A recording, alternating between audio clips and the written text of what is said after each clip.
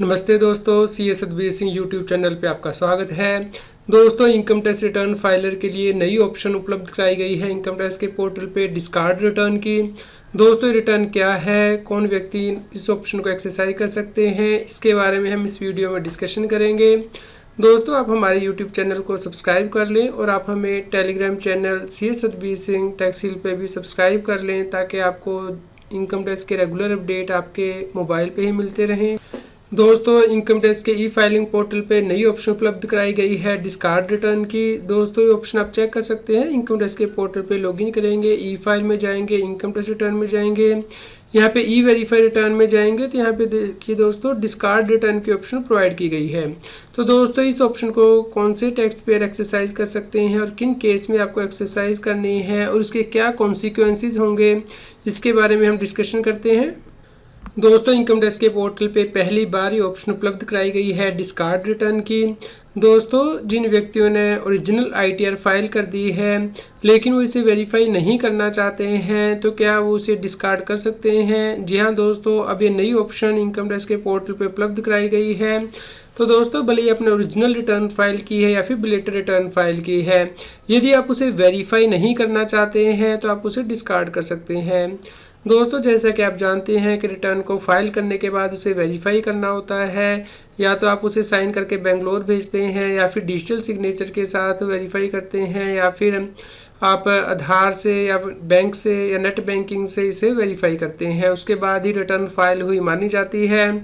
तो दोस्तों, यदि आपने रिटर्न फाइल तो कर दी है लेकिन उसे वेरीफाई नहीं करना चाहते, मान लीजिए उसमें कोई गलती हो गई है, आप दोबारा से रिटर्न फाइल करना चाहते हैं, तो जो आपने पहले रिटर्न फाइल की है यदि वो अनवेरीफाइड है तो आप उसे डिस्कार्ड कर सकते हैं।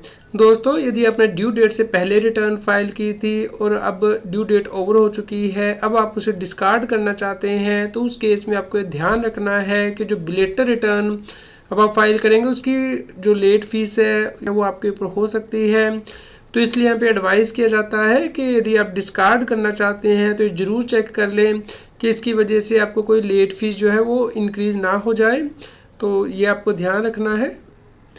दोस्तों, यदि कोई व्यक्ति बाय मिस्टेक आईटीआर को डिस्कार्ड कर देता है, क्या उसे रिवर्स कर सकता है? जी नहीं दोस्तों, यदि आप एक बार अपनी आईटीआर को डिस्कार्ड कर देंगे तो उसे रिवर्स नहीं कर सकते हैं। इसलिए आपको बहुत ध्यान रखना है डिस्कार्डिंग ऑप्शन को चूज़ करते हुए। दोस्तों, यदि डिस्कार्डेड ऑप्शन चूज़ कर ली जाती है तो इसका मतलब है कि आपने आईटीआर को फाइल ही नहीं किया है।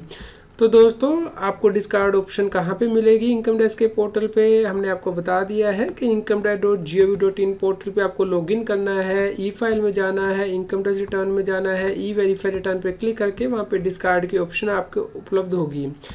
दोस्तों, क्या ज़रूरी है कि आप सब्सिक्वेंट आईटीआर को फाइल करें? यदि आपने डिस्कार्डेड आईटीआर जो है वो कर दिया, यानी कि जो पहले आईटीआर आपने फाइल की थी वो अनवेरीफाइड थी और आपने उसे डिस्कार्ड कर दिया है, तो क्या उसके बाद नई आईटीआर फाइल करना ज़रूरी है? दोस्तों, यहाँ पे ये उम्मीद की जाती है कि जब आपने पहले आईटीआर फाइल की थी तो इसका मतलब था कि आप आईटीआर को फाइल करने के लिए लायबल थे। तो इसलिए आपसे उम्मीद की जाएगी इनकम टैक्स डिपार्टमेंट के द्वारा कि आप नई रिटर्न को फाइल करें। दोस्तों, जैसा कि आप सभी लोग जानते हैं कि आप आईटीआर के एक्नॉलेजमेंट का प्रिंट आउट लेके उसे साइन करके बेंगलोर भी भेज सकते हैं। तो दोस्तों, यदि किसी व्यक्ति ने इसे बेंगलोर भेज दिया है लेकिन अभी सीपीसी बेंगलोर के पास आपकी एक्नॉलेजमेंट नहीं पहुंची है तो क्या आप इसे डिस्कार्ड कर सकते हैं? दोस्तों, आप ऐसा नहीं कर पाएंगे क्योंकि जब डिस्कार्ड रिटर्न की आप ऑप्शन को चूज़ करेंगे तो उस वक्त आपको अंडरटेकिंग देनी होगी कि आपने जो आईटीआर है उसकी एक्नॉलेजमेंट सीपीसी बेंगलोर को नहीं भेजी है। दोस्तों, क्या कोई व्यक्ति डिस्कार्ड ऑप्शन को चूज़ कर सकता है मल्टीपल टाइम्स या सिर्फ एक ही बार? दोस्तों, इस ऑप्शन को आप मल्टीपल टाइम भी चूज़ कर सकते हैं, लेकिन आपका आईटीआर का स्टेटस अनवेरीफाइड या फिर पेंडिंग फॉर वेरिफिकेशन होना चाहिए। तो इस प्रकार जो प्री कंडीशन है वो आईटीआर स्टेटस की अनवेरीफाइड है या पेंडिंग फॉर वेरिफिकेशन है। मान लीजिए आपने एक से ज़्यादा आईटीआर फाइल की हैं लेकिन वो अभी तक वेरीफाई नहीं की हैं, तो आप उन्हें डिस्कार्ड कर सकते हैं। दोस्तों, आप किस असेसमेंट ईयर से इस ऑप्शन को यूज़ कर सकते हैं? क्या असेसमेंट ईयर 22-23 के आईटीआर जो कि अनवेरीफाइड है यानी कि पेंडिंग फॉर वेरिफिकेशन है, क्या आप उसे डिस्कार्ड कर सकते हैं? दोस्तों, जो ऑप्शन है वो असेसमेंट ईयर 23-24 ऑनवर्ड्स ही प्रोवाइड की गई है। और ये ऑप्शन आपको तब तक ही उपलब्ध होगी जब तक कि ITR को फाइल करने की टाइम लिमिट है, यानी कि आज के डेट में बिलेटेड ITR आप 31 दिसंबर तक फाइल कर सकते हैं। तो भले ही आपने ओरिजिनल रिटर्न फाइल की है या बिलेटेड रिटर्न या फिर रिवाइज्ड रिटर्न, तो आप डिस्कार्ड रिटर्न के ऑप्शन को चूज़ कर सकते हैं यदि आपकी रिटर्न अनवेरीफाइड है।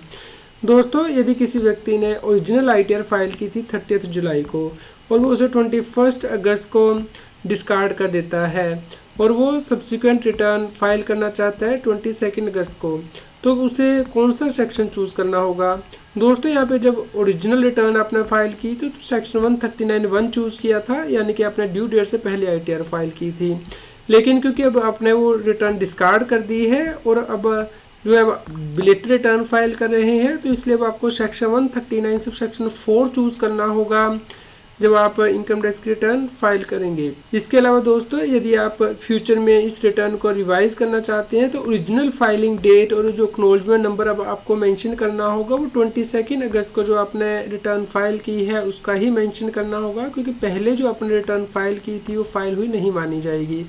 तो दोस्तों, आपको इस ऑप्शन को बहुत केयरफुली जो है चूज़ करना है, क्योंकि यहाँ पे आपने जब ओरिजिनल रिटर्न फाइल की थी तो उस वक्त कोई लेट फीस नहीं थी, क्योंकि अब आपने ओरिजिनल रिटर्न को डिस्कार्ड कर दिया है। अब आप अगर बिलेटेड रिटर्न फाइल करेंगे तो उस केस में लेट फीस एप्लीकेबल हो जाती है यदि आपकी जो इनकम है 2,50,000 से एक्सीड हो जाएगी। तो दोस्तों, इस ऑप्शन को आपको बहुत केयरफुली एक्सरसाइज करना है। दोस्तों, यदि आप पहली वाली रिटर्न को ही यहाँ पे डिस्कार्ड नहीं करते बल्कि वेरीफाई कर देते हैं और दोबारा जब आप रिटर्न को रिवाइज करते हैं उसमें पहले वाली रिटर्न का ही एक्नॉलेजमेंट नंबर देते हैं और फाइलिंग डेट देंगे, तो उस केस में आपको लेट फीस नहीं पे करनी पड़ती है, क्योंकि ये रिवाइज रिटर्न मानी जाती है। तो इसलिए आपको कब इस ऑप्शन को एक्सरसाइज करना है, कब नहीं करना है, इसके लिए बहुत ही ध्यान से आपको चेक करना है। दोस्तों, ये डिस्कार्ड रिटर्न की ऑप्शन पहली बार प्रोवाइड की गई है। इससे पहले यदि आप कोई ITR फाइल कर देते थे तो आपको उसको वेरीफाई करना ही होता था, उसके बाद ही आप अपनी नेक्स्ट ITR को फाइल कर सकते थे, यानी कि उसे रिवाइज कर सकते थे। लेकिन अभी ऑप्शन उपलब्ध कराई गई है कि आप कि यदि ITR अनवेरीफाइड है तो आप उसे डिस्कार्ड कर सकते हैं। तो इस प्रकार यदि मान लीजिए दोस्तों आप बिलेटेड ITR फाइल कर रहे हैं, उसमें कोई गलती हो गई है जो कि आपके नोटिस में आ गई है, तो आप उसे डिस्कार्ड कर दीजिए और दोबारा फिर से आप ITR फाइल कर लीजिए। तो उस केस में आपको दोस्तों पहले वाली ITR को वेरीफाई नहीं करना होता। दोस्तों, इससे पहले यदि आप ITR फाइल कर देते थे तो गवर्नमेंट को उसे प्रोसेस भी करना होता था, CPC बेंगलोर को, उसके बाद ही आपकी जो नई ITR है उसे प्रोसेस किया जाता था। तो अब जब आप डिस्कार्ड ITR के ऑप्शन चूज़ कर लेंगे तो उस ITR को प्रोसेस नहीं किया जाएगा, जो आप नई ITR फाइल करेंगे उसे ही गवर्नमेंट के द्वारा प्रोसेस किया जाएगा। दोस्तों, आप इन FAQ को डाउनलोड कर सकते हैं taxil.com की वेबसाइट से, इसका लिंक वीडियो के डिस्क्रिप्शन में दिया गया है। उम्मीद करते हैं आपके लिए यह न्यूज़ यूज़फुल रही होगी। कृपया लाइक करें और शेयर करें ताकि सभी लोगों तक ये जानकारी पहुंच पाए और वो इनकम टैक्स की कंप्लायंस कर पाएँ। रेगुलर GST और टैक्स अपडेट के लिए इस चैनल को सब्सक्राइब करें।